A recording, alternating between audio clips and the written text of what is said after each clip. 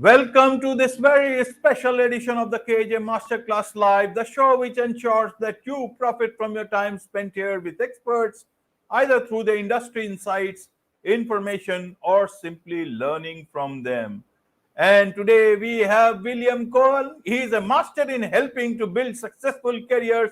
He's an author of Building a Winning Career, and he has over 30-year experience in senior management positions. He has held CEO and board chairman roles in public and private companies and in not-for-profit organizations. He has served as an advisor to boards and chief executives worldwide. In addition to his executive roles, William has provided career coaching to over 1,000 senior executives across the globe. He has successfully helped individuals from every industry, providing them with consulting advice related to their future careers. He is passionate about helping his clients, whether they are graduates or senior executives, to build winning careers. He has structured and formalized his coaching process and has set this process out in his book, which is now selling worldwide. 175 plus 5-star reviews, first, number one bestseller on Amazon. Seriously, it's a building a winning career. Welcome to the show, William. Thank you, AJ. It's a lovely introduction. I very much appreciate it. Thank you. You are welcome to the show, and this introduction is all yours. This is about all your achievements.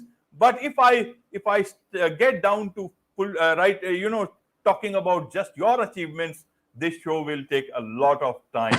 From McKinsey to many places.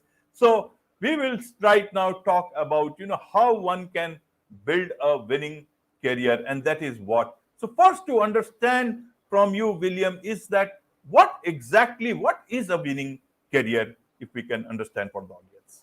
Is very personal. It depends all about what you want to achieve in life and your family as well. It's not becoming chief executive necessarily. It sounds like you have to be very important, but no, a winning career is really, can you thrive and can your family thrive? And can you look back and say, I've had a very good career and I'm extremely pleased with what I've achieved and what I've been able to contribute as well. Right, William. So what does, having a successful career look like? How can one plan a winning career for themselves? And that is where, help us understand from three different perspectives. One is somebody who is just starting out, someone who is mid-career, so they don't know whether they have done well or they want to make any transitions at that point in time.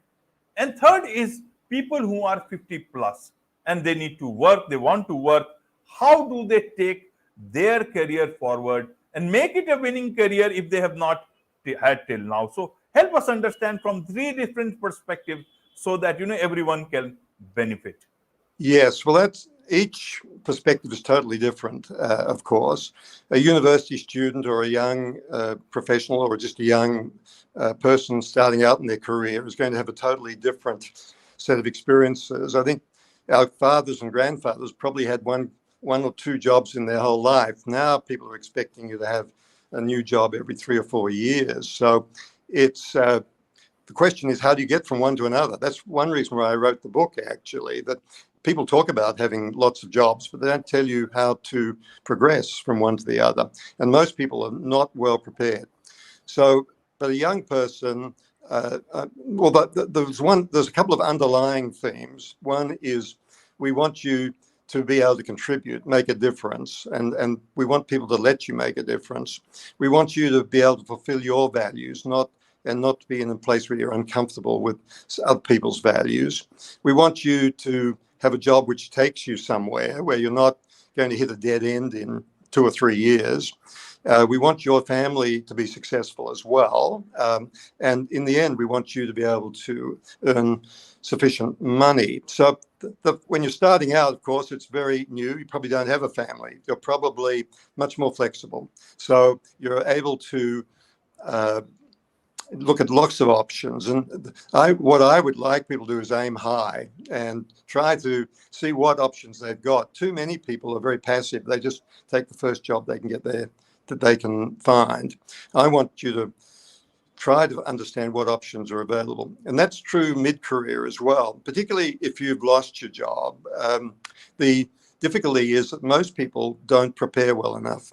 They've got a great story to tell. Everyone in some way is a winner, but they've got to be able to explain what that means. And most people are too passive. They don't really prepare. If you think of someone who's going to sing in a concert, in a competition, they need to understand what to sing. They need to understand how to sing it. They need to know how to perform on stage. They need to impress the judges.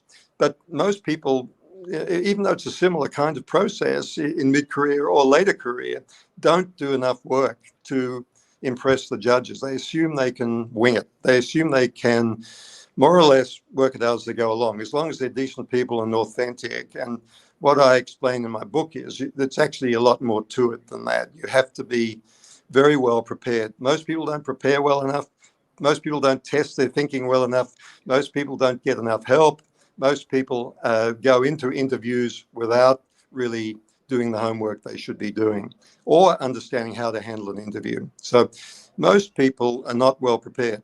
That's why I wrote the book, really, because as far as I'm aware, there's no other book that sort of takes you through that whole process. Absolutely, absolutely. William, you talk about that your book is more relevant and beneficial to those building their careers than the established careers, and in that you also talk about your process. So help us understand this part, especially people would be interested in knowing the process if they can follow it almost like a step-by-step process. Well, the process at one level sounds very simple, but it's not as simple as it sounds. The first thing is to work out what makes you special. And most people can't explain what makes them special, and they make it up. And they might take much too long to talk about all the things that they can think about. Really, we want if you can explain what makes you special in a few words, in a few minutes, you are already special, because not many people can do that. The next step is to try to figure out, where should I be exploring? Because you can't just meander around. You need to think, in my view, you need to have 3 different areas to explore that you can explain to people. I'm interested in these areas and I want to explore them. And I want to meet people in them, and I want to understand what is going on and what makes businesses and organizations successful in that area. The third step is really to prepare for meeting people, because 80% of jobs come from your network. So the big thing that you need to do is expand your network. And it's very soul destroying applying for jobs online to various websites. What we need to do is have people in our network who are helping us. So how do we prepare for that? Well, we need to understand how to handle meetings, how to meet people, and what to say in the meeting. Then we need to understand how to encourage them to help us in some way. And part of my process is ask for advice and you'll get a job. Ask for a job and you'll get advice. So you never ask for a job. It sounds counterintuitive, but when you ask for a job, people freeze up. They don't know how to help you. How could I help you find a job? I don't know enough about you. I don't know what you can do. So how do you prepare for these meetings? That's very, very important. In writing, do you have a document? The problem with CVs and resumes is that they are risk management documents for recruiters. They're not really selling documents. They don't promote you. They don't show you're a leader. I want you to be a leader. I want you to be someone who's had impact. I want you to be able to talk about what difference have you made. I want you to be able to talk about your judgment and how you have got good judgment, and also the fact that you've got energy. So if you've got those 4 things, I think you're very attractive. Everyone will want to talk to you at some level, but most people don't sort of think about the problem that way. And then at the end of the meeting with someone, can you get them to introduce you to some other people who might be more in the zone you're looking for? Because everyone's got big networks. And even if you're a university student, you should be trying to build your network. And some people think it's a bit grubby building your network. But if you think of it as building personal relationships, then that's what you're trying to do. You're trying to expand your network of relationships. And you'll be simply amazed if you ask for help, how much help they'll give you. The Right. next step is to actually meet people and then and to have interviews. And how do you handle interviews? Most people are too passive in interviews as well. They don't take the lead. I prefer you to start asking questions at the beginning of the interview to find out what the real job is and how you can contribute, rather than waiting till the end when they've asked you a bunch of questions.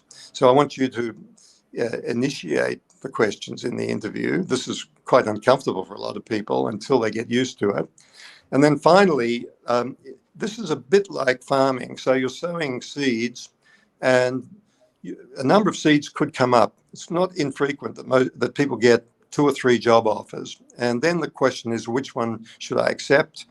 And quite often the job you don't want is offered first. So how do you sort of keep that warm and use it to accelerate the other offers? And then finally, how do you prepare to start the new job so that you're going to be successful? How do you hit the ground running? So that's the whole process. It sounds quite complicated, and it is quite complicated, really, when you do it well. But the results are fantastic, and it's one reason why it's taken me 380 pages to write about it. It's not a trivial process. Unfortunately, most people treat it. They don't treat it with enough energy and action and preparation and testing. So does that explain what I tried to do? Yes, indeed, William. I thought you were adding something more. So I was listening to all those things, because it's going to be very helpful for anyone who listens, especially people who are looking at roles. But even for people like me, it is very helpful when you are talking to different people at different point in time, either for any sort of a business meeting or even for interviews. All this thing is very uh, helpful. And I want to understand, these are some of the aspects. What else have you dealt with in your book, 380 pages? Help us understand, so that people know, who is this book exactly for? Well, as you might know, books, when you get help writing a book, they want you to target a particular audience or even a particular individual. They don't want you to try to spread yourself too thin. So I've really targeted middle career executives, but the life skills involved are actually valid for everyone. And the weird thing is that universities and schools do not teach these life skills. The need to build a network, the need to build warm relationships. One of the things I talk about is you can make a great movie and you will not win an Oscar. Why? Because you've got to get votes for your movie from the Academy in Hollywood. You're the same. If you want to get a new role, you've got to have people vote for you. Could be the HR director, it could be chief executive, it could be the recruiter, but you need votes. Now, how do you get votes? Well, it's not the same as doing a good job. People think if they've done a good job that they'll be good at finding a job. That's not necessarily true.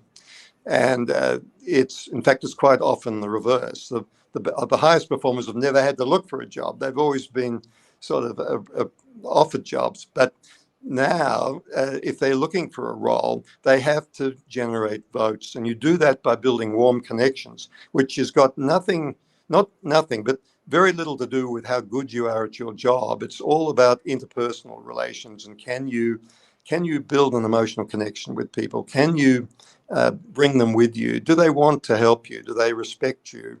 That sort of thing. So it's a different process, which a lot of people don't understand. They assume if they're very, very good at their job, it'll be easier to find a job. I don't think that's right. It's oddly enough, there's some work done that shows that only 10% of the progress you make in your career will be as a result of your technical skills.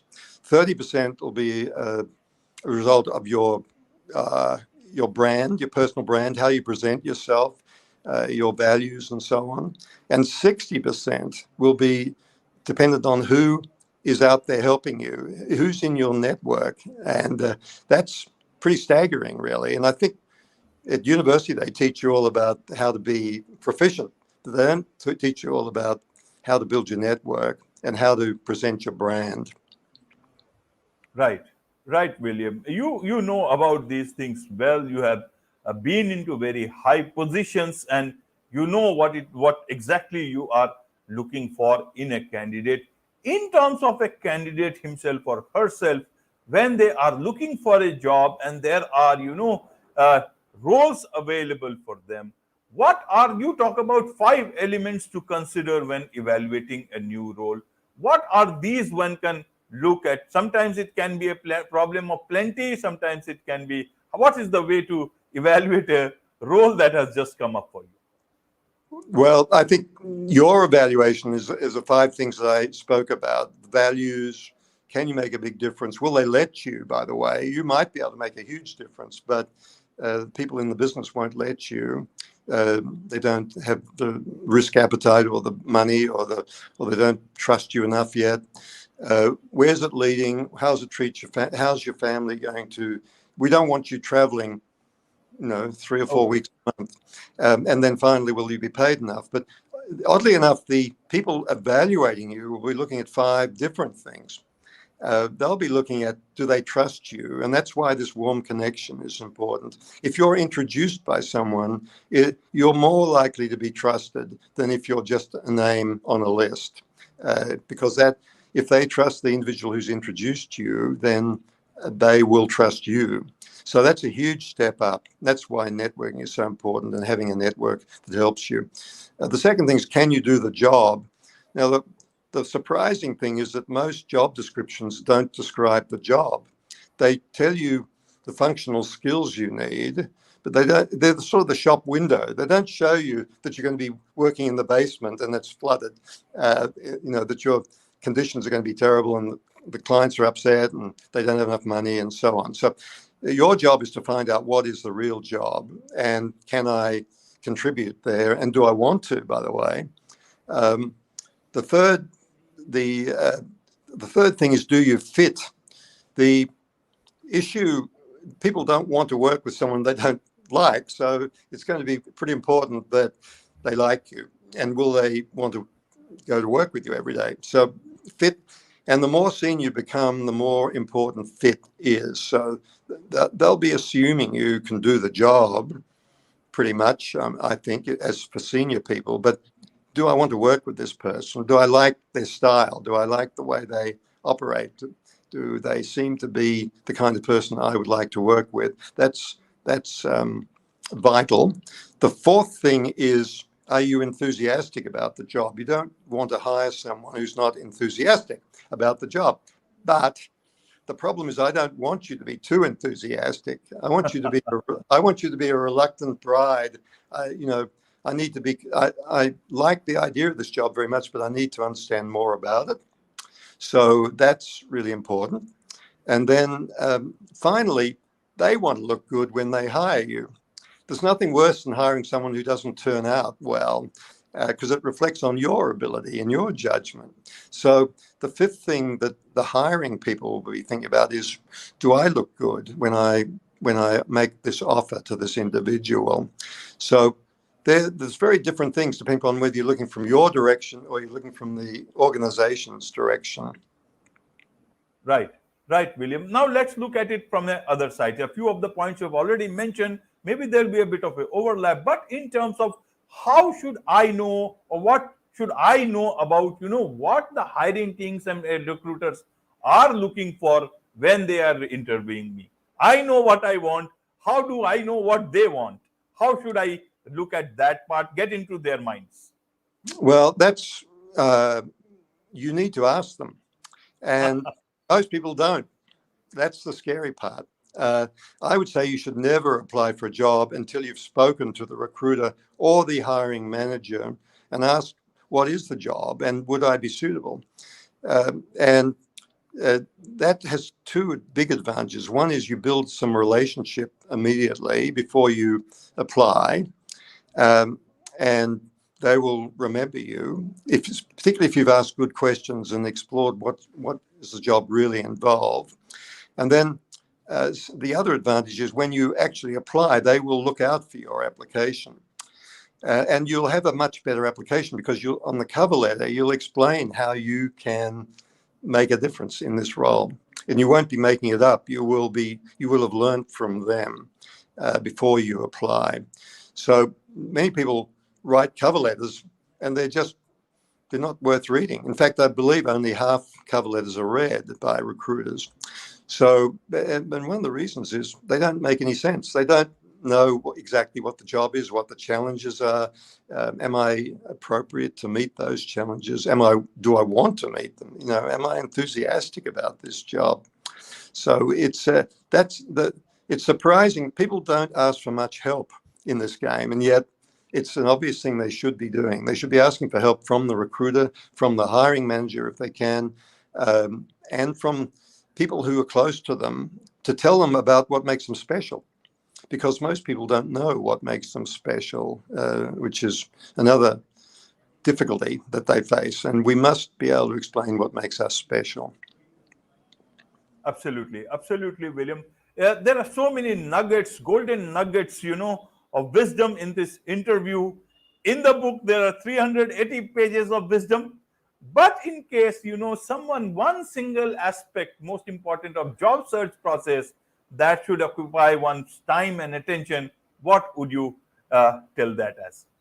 Well, I think you need to understand that there is a process that works. I'm proud of the fact that this process works. The difficulty with it is that we can't predict in advance how long it will take. But if you go through the steps in this process, you are likely to be much more successful than if you make it up as you go along. So the underlying story is there is a process. It's worth understanding what the process is. Many people have used it.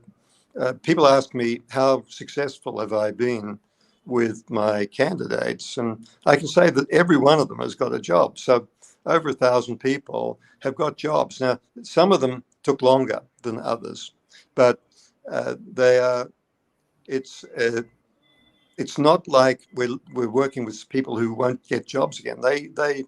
This process is very powerful, but it's a bit like learning to ski. You read my book, and if you read a ski book, you can't ski at the end of the book. You can read how you meant to ski. In my book, you can understand the process, but you actually probably need a friend or someone who cares about you, or someone you know who's a more senior, or a mentor or a guide to help you sort of frame your description of yourself, what makes you special, helps you with the setbacks, because there are definitely setbacks in the process. You think you're lined up for a job, and then suddenly you're told you're not. You're not going to be accepted or progressed. So it's a process that's not comfortable for a lot of people looking for jobs. But if you do it right, the chances are you'll get a good result. Absolutely, absolutely. There is much to learn about all these things, Bill. Not just in your book, not just in your what you call interview in this podcast, but a lot of people can learn directly from you. So how can they get in touch with you if they want to learn more from you? And also, what is the best way for them to connect with you if they want to do so professionally? Well, I have a website, www.buildingawwinningcareer.com. So they can, if they want to send me a message through that, they can do that. That's the best way. And they can also, if they want a book, they can go to Amazon, or they can get an ebook from Amazon as well. So it's the easiest to go through Amazon. But the book itself is, I think the ebook is very readable. And I mean, a lot of people have bought the ebook, and it's relatively inexpensive. The book itself, some people love books. Some people want to turn pages and mark up the book. So they can buy the book on Amazon, and it's a miracle, but it gets delivered literally in a couple of days.